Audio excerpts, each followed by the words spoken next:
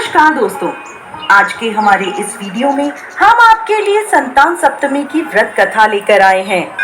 एक समय की बात है, किसी नगर में राजा नहुष अपनी पत्नी चंद्रमुखी के साथ रहते थे।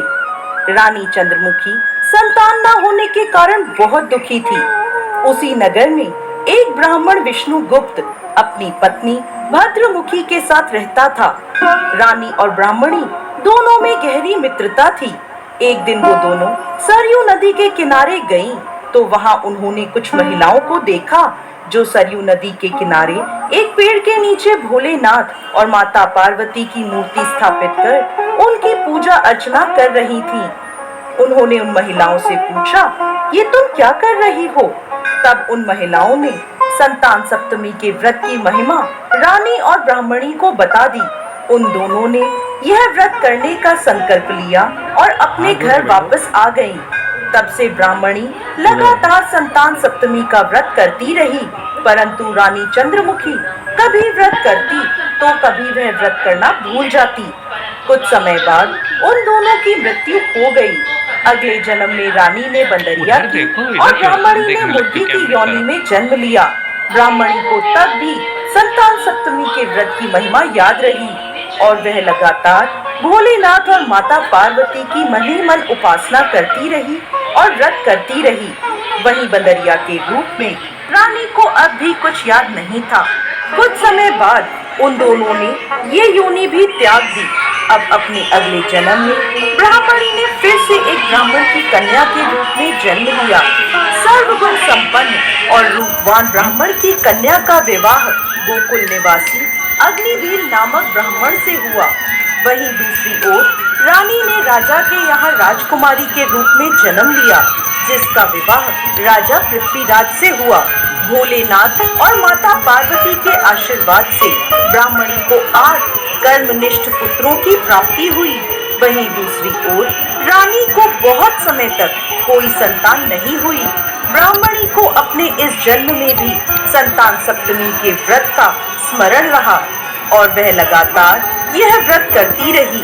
बहुत समय बाद रानी को एक रोगग्रस्त पुत्र प्राप्त हुआ, परंतु अपनी 9 वर्ष की आयु में वह भी परलोक सिधार गया।